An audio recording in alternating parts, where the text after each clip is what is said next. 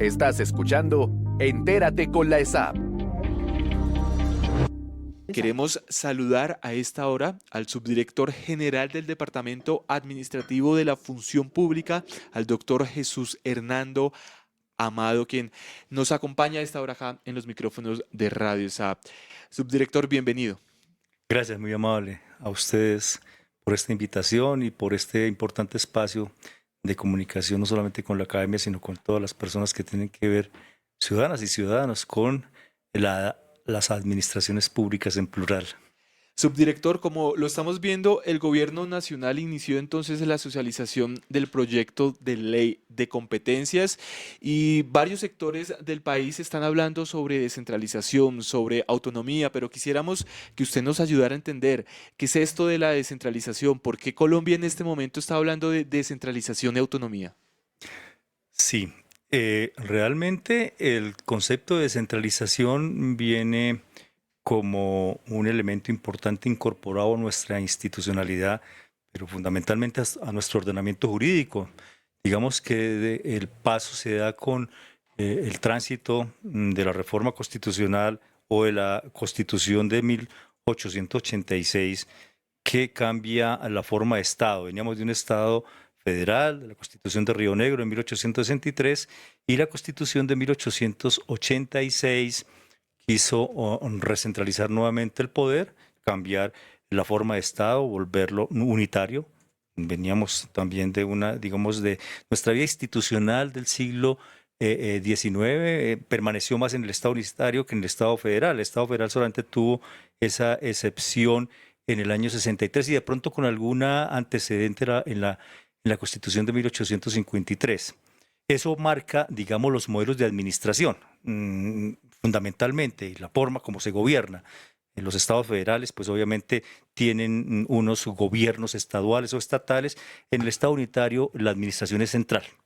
Pero la Constitución del 86 lo que quiso fue morigerar un poco esa forma centralista e incorporó el concepto de descentralización administrativa.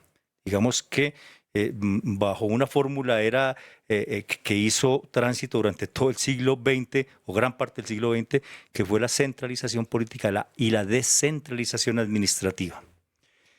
Con la reforma... Siga. Gracias. Con la reforma del 91 de la Constitución del 86 se incorporan los conceptos que fortalecen ese modelo administrativo, es decir, ese modelo de administración, porque quedó como descentralización administrativa y hubo un espacio muy importante en la que se quiso consolidar realmente esa descentralización administrativa, que fue la reforma del año 68. 10 años antes se había creado la ESAP. Miren ustedes, en el 58 se crea la ESAP y se crea el Departamento Administrativo en ese momento del Servicio Civil, hoy de la Función Pública, que es el sector que está precisamente hoy organizando e inaugurando las jornadas de debate y de participación y socialización del proyecto de ley de competencias y recursos. Entonces, 10 años antes se ha creado la ESAP y se había creado el departamento, se ha creado Planeación Nacional en el año 58 y en el año 68 se fortalece un poco más el concepto de descentralización administrativa con una gran reforma que aún vivimos de ella, de la reforma del 68. En la Constitución del 91 se incorporan dos conceptos importantes. A esa naturaleza del Estado unitario que la sigue teniendo, se le incorporan los elementos importantes, dos fundamentales: Estado social, que eso es lo que nuestro gobierno del cambio, en cabeza del presidente Gustavo Petro, ha venido hace mucho tiempo, no solamente desde la presidencia, sino cuando fue alcalde, venimos tratando, y tuvimos la fortuna de estar con él también, venimos tratando de hacer realidad ese Estado social. Y eso es importante para que la mentalidad vaya incorporándose dentro de ese ambiente de cambio. Ese es un concepto importante para entender lo que es el proceso de descentralización en tiempos actuales. Y incorpora y deja el concepto de descentralización, porque dice: Colombia es un Estado social de derecho organizado en forma de república unitaria, manteniéndola descentralizada. Ya no dijo descentralizada administrativamente, sino abierta. La dejó abierta. Y la descentralización entonces abierta no solamente quiere decir administrativa, sino que incorpora otros elementos, ¿sí? Económica, política, financiera, en fin, otros elementos, fiscal. Y incorporó otro concepto que fue con autonomía en sus entidades territoriales. Eso implica que entonces el modelo hay que adecuarlo a dos conceptos fundamentales: el modelo de descentralización, al Estado social y a la autonomía territorial. Eso es lo fundamental y eso es lo que la ley quiere expresar. Por eso estas jornadas, para que a partir de estos conceptos entendamos cuál debe ser el contexto, el contenido y el núcleo esencial de la ley. Pero me estoy aquí monopolizando un poco No, el no, tema, no. discúlpeme. Está muy bien, doctor Jesús Hernando Amado. Teniendo en cuenta esos dos criterios de los que usted nos habla, ¿Mm? ¿qué papel jugarán los gobiernos locales en la priorización de la inversión en sectores que son los que está tratando la ley, que son educación, salud, saneamiento e infraestructura? Fundamental. El papel de las entidades territoriales es esencial porque nuestro gobierno, lo que se propuso desde un inicio, incluso desde el plan de gobierno, ni siquiera como plan de desarrollo, sino como programa de gobierno, es invertir esa fórmula tradicional que fortalece el centralismo, y es que todo se crea desde el centro y se piensa desde el centro cómo es que funciona la periferia, digamos, cómo es que funcionan los territorios. Nuestro gobierno no, nuestro gobierno del cambio invirtió esa fórmula. Hay que ir a los territorios e incorporar toda esa conceptualización, todos esos elementos fundamentales que ellos manejan en cada uno de sus territorios, para que desde el centro sí podamos interpretarlos y desde acá, con la participación de verdad real y cierta de los territorios, construyamos obviamente unas leyes, un ordenamiento jurídico adecuado a un Estado social. Ese concepto que trae la Constitución de participación se logra de esa manera. Es decir, no se logra simplemente con expedir una ley de participación, sino se logra es incorporando los actores directos e indirectos en la construcción, en la concreación, en la formulación de las políticas públicas, digámoslo, en este caso, de un proyecto de ley que le sirve fundamentalmente a los territorios. El Estado se compone de territorios y lo que decía el maestro Borda, toca es ir a los territorios y entender los territorios para que sepamos sus vocaciones y poderlas entenderlas como país no central, sino como país nacional, es yendo a los territorios. Y esa es una forma, digamos, de manejar mejor el concepto de descentralización, pero también de entender el concepto de autonomía. El concepto de autonomía no es separar el territorio del centro, no, eso es desbaratar un Estado. Y sobre todo que en ningún Estado, sea la forma que sea, eso ocurre. Es decir, ni en los estados federales eso ocurre. No hay una autonomía que se escinda totalmente del centro, porque entonces se pierde la unidad. Y entonces ahí, en términos de soberanía, pues digamos que también juega un papel importante y fundamental. Entonces no es como estamos entendiendo la autonomía, es que no puede participar el Estado Nacional en asuntos fundamentales del territorio. Eso es imposible, porque la unidad se crea precisamente con un centro de gobierno fortalecido a través de los gobiernos fortalecidos de los territorios, de las administraciones fortalecidas. Una buena administración pública nacional se garantiza a través de fortalezas territoriales administrativamente hablando. Si las administraciones territoriales son débiles y no se contribuye a su fortaleza, pues entonces se empieza a flaquear la unidad nacional. Subdirector, usted nos habla de la importancia de involucrar a la ciudadanía en la construcción de las políticas públicas. Cuéntenos cómo se incorporaron los aportes de los gremios, de la academia, de la sociedad civil en la elaboración de este proyecto de ley de competencias. Sí, se está incorporando. En este momento, cuando salió, se construyó una mesa técnica, o se constituyó mejor una mesa técnica, que fue la encargada de elaborar un documento base, digámoslo así, un borrador, que es el que en este momento se está socializando, para tener un elemento de discusión. Y eso es lo que estamos, en esa dinámica estamos, es el diálogo social con gremios, que se está haciendo a través de la mesa técnica, y con el sector que es el responsable de las administraciones públicas, que llama Función Pública, que lo constituyen solamente dos entidades: un órgano central nacional, que es el Departamento Administrativo de la Función Pública, y una entidad adscrita, que es la Escuela Superior de Administración Pública. No constituye nadie más el sector, y este sector es el responsable de la buena marcha de la administración pública o de las administraciones públicas, entendiendo que no solamente la nacional, sino también las territoriales. En este orden, entonces, el papel que están haciendo la mesa técnica es difundiendo el proyecto, socializándolo con gremios, con academia, con distintas, digamos, sectores que están interesados obviamente en la confederación de municipios, con la de departamentos, con la de ciudades capitales, ya han hecho, o se han hecho a través de la mesa técnica en la cual participamos también, o hacemos parte de esa mesa técnica, un gran número importante de eventos de socialización y se tienen relatorías fundamentales en lo que el resultado mismo, digamos, de esa socialización. En este momento, hoy iniciamos las jornadas con el departamento y con la ESAP, unas jornadas que tienen un componente, digamos, académico, por lo que es importante también incluir esa parte, pero también territorial. Entonces, hoy empezamos con Bogotá, que queríamos y así esperamos o creemos y consideramos que así está establecida la participación de las entidades territoriales de Cundinamarca, Boyacá y Meta, digamos que es básicamente lo que queremos convocar. Nos hizo un mal tiempo hoy, pero sé que la calidad, digamos, del evento salva todos estos inconvenientes climáticos. Entonces, ahí vamos a obtener participación de la institucionalidad, vamos a obtener participación mucho más abierta, no sectorizada, sino abierta, pero fundamentalmente académica e institucional.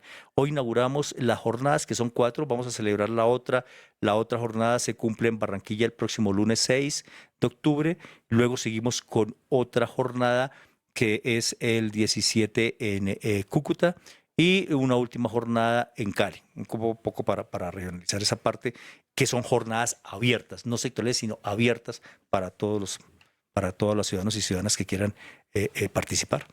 Doctor Jesús Hernando Amado, subdirector general de Función Pública, ¿qué mecanismos de seguimiento y veeduría ciudadana ustedes tienen previstos para garantizar la transparencia en la ejecución de recursos y que no se pierdan? Sí, el proyecto de ley que está en discusión, ni siquiera es del proyecto, es del acto legislativo. El acto legislativo ordena hacer un seguimiento a la administración y a la inversión de los recursos que conforman el Sistema General de Participaciones. A nadie le gusta que lo controlen, pero va a ser un control, digamos, que tenga unos elementos fundamentales de autocontrol, sobre todo con un elemento esencial, y es que si no entendemos que somos todos responsables, no solamente los servidores públicos, sino todos los ciudadanos y ciudadanas en la inversión y en el manejo de los recursos públicos, si no entendemos que esos recursos son de todos y todas los que pertenecemos al Estado, pues de todo existe un riesgo alto de que los recursos no cumplan los objetivos. No estoy diciendo que se mal utilicen o que digamos que se desvíen, sino que de pronto se dejen de aplicar o se apliquen de una manera no óptima dentro de los propósitos que debe cumplir el Sistema General de Participaciones. Entonces, tanto el acto legislativo como la ley establecen una forma de seguimiento de participación, no solamente desde el centro, sino con los niveles territoriales,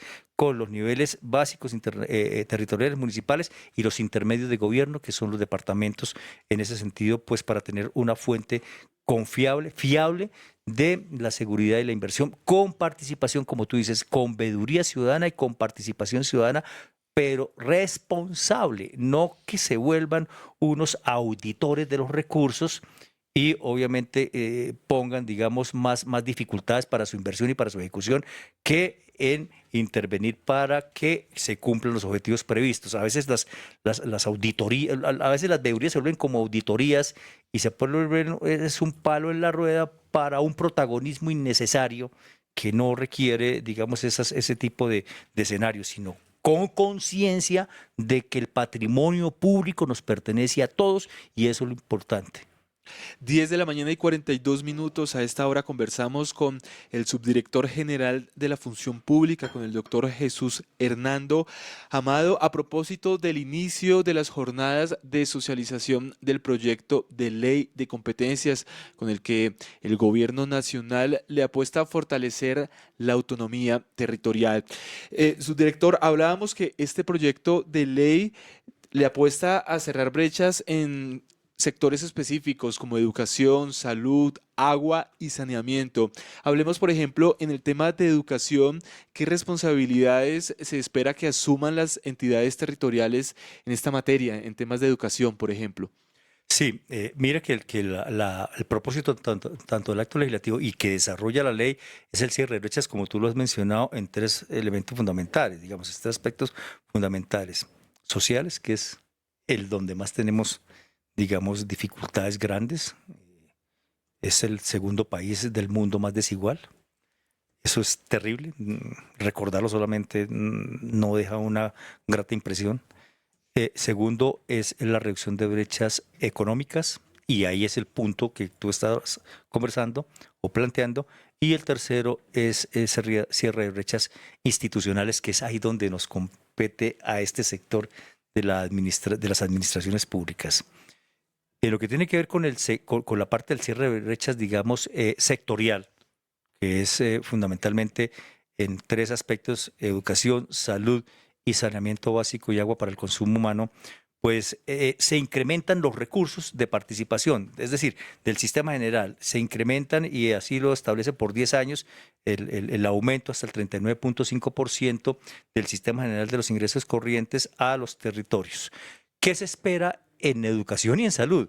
Es un compromiso y una respuesta territorial adecuada a su propia, digamos, categorización. Hay una desigualdad enorme, no solamente en términos, digamos, de ingresos, sino también en términos, digamos, de lo que es la ubicación de los territorios y la forma como ellos se están conformados. La categorización de las entidades territoriales, tal y como lo estableció la Ley 136 y luego reformada por la 1554, se siguen, digamos, manteniendo las 6 categorías. Quiere decir que el comportamiento es desigual. No es lo mismo el comportamiento en educación, salud y agua potable de municipios de categoría cuarta, quinta y sexta, incluso los denominados PD y SOMAC, que aquellas que tienen categoría 2 y 3, o 2 y 1, o categoría especial. Entonces, ese comportamiento es desigual. Y lo que digamos, plantea es que se pongan en ejecución los principios constitucionales en materia territorial, que son los que tienen que vertirse para que se cumplan los objetivos de esta ley. ¿Cuáles son? Principios de colaboración, de coordinación, pero sobre todo y principalmente el principio de subsidiariedad.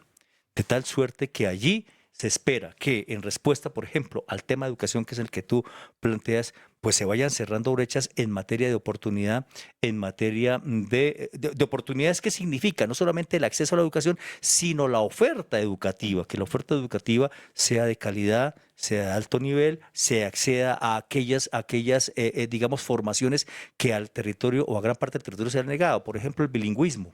¿De acuerdo?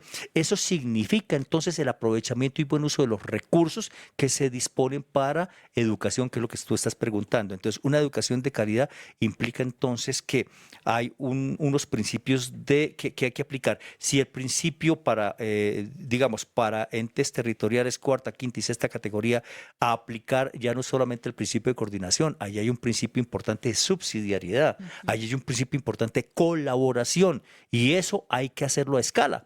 De tal manera que no solamente se soporten los recursos. Uno dice, bueno, pero para educación solamente ya aumentó la capacidad de transferencia de los recursos en materia de educación, porque mire, eso fue lo que hizo el acto legislativo y eso es lo que está haciendo la ley. Para eso son las competencias. Las competencias es para distribuir realmente equitativamente el ejercicio de las funciones, pero con una distribución realmente desigual también de los recursos, y para llegar con calidades en términos, digamos, de la oferta institucional en materia de educación, en materia de salud. Tenemos que manejar mucho más a fondo el tema de prevención de la salud y de prevención de la enfermedad y de promoción de la salud. Eso es importante.